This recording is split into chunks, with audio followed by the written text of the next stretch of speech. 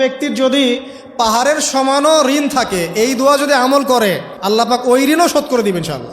রিজিক তো বাড়বেই ইনশাআল্লাহ, আপনার যত ঋণ আছে ইনশাআল্লাহ আল্লাহ পাক শোধ করে দিবেন। বিশ্বাস করলেন না?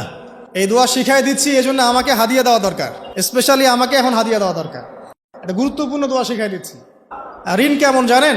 ওই যে এখন মানুষ ঋণ নিচ্ছে 1 কোটি টাকা ব্যাংক থেকে, 2 কোটি টাকা ব্যাংক থেকে, হ্যাঁ, কত বছর, 10 বছরের জন্য, 20 বছরের জন্য বাড়ি করছে, তাই না? তার ধারণা এমন যে সে মারা গেলে তার ঋণটা কেউ না কেউ শোধ করে দিবে, তাই তো? আর আল্লাহর রসুল কি বলছেন দেখেন, একজন মারা গেছেন, নবী সাল্লাল্লাহু আলাইহি ওয়াসাল্লামের সময় একজন মারা গেছেন। তো নবী করিম সাল্লাল্লাহু আলাইহি ওয়াসাল্লাম বলছেন, এই ব্যক্তির কি কোনো ঋণ আছে? একজন সাহাবী বলেন, হ্যাঁ ইয়া রাসূলুল্লাহ, তো ঋণ আছে। নবীজি বললেন, তোমরা ওর জানাজা পড়ো, আমাকে ডেকো না। তোমরা ওর জানাজা পড়ে নাও, আমি জানাজা পড়তে চাচ্ছি না। আমি এখন কেমন করে আপনাকে বুঝাবো ঋণ কত ভয়ঙ্কর জিনিস।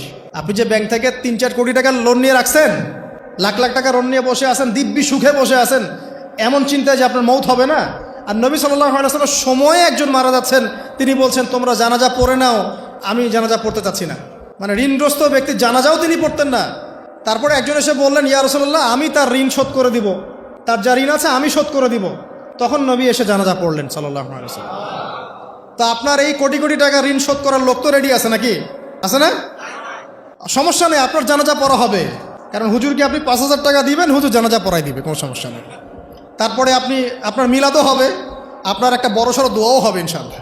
কিন্তু আল্লাহ পাক বলেছেন যে শহীদ, আল্লাহর পথে যুদ্ধ করে শহীদ হয়েছে, এই ব্যক্তির আত্মাও ঝুলে থাকে যতক্ষণ পর্যন্ত না তার ঋণটা শোধ করা হয়। এবার বলেন আমি কি বুঝাবো আপনাকে? আর কিছু বলতে হবে? তো এখন সেই দোয়া শিখাচ্ছি আপনাদেরকে, যে দোয়া শিখলে আপনারা ঋণ থেকে বাঁচবেন ইনশাআল্লাহ। কত দিবেন বলেন? হ্যাঁ, এই তো, শুকরিয়া। দোয়া করবেন যেন আল্লাহ পাকের দিনটাকে আল্লাহর জমিনে প্রতিষ্ঠা করতে পারি। আমার সাথে বলেন, দোয়াটা হচ্ছে আল্লাহুম্মা ইকফিনি বিহালালিকা আন হারামিকা ওয়া আগনিনি বিফদলিকা আম্মান সিওয়াকা।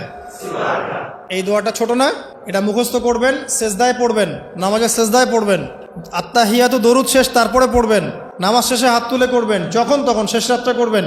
ইনশাআল্লাহ দেখবেন আপনার ঋণ বলতে কিছু থাকবে না ইনশাআল্লাহ। যদি থাকেও, বড় কোনো ঋণ থাকেও, আল্লাহ পাক অন্য কোনো মাধ্যমে এটা শোধ করার ব্যবস্থা করে দিবেন ইনশাআল্লাহ। আমার জীবনে এমন ঘটনাও ঘটেছে, এটা এখন গল্পটা মনে পড়ে গেল তাই বলছি, যে 1,20,000 টাকা ঋণ আছে আমার, শোধ করার কোনো অপশন নাই। আচ্ছা, আমার চোখে ধরা পড়ছে না যে 1,20,000 টাকা আমি কেমনে দিব। কি হলো, হঠাৎ করে আমরা একটা সার্কুলার দেখলাম যে সারা বাংলাদেশে ইসলামিক ট্যালেন্ট খোঁজা হচ্ছে। 2000, এটা মনে হয় 17 কি 18 সালের কথা, হ্যাঁ 18 না?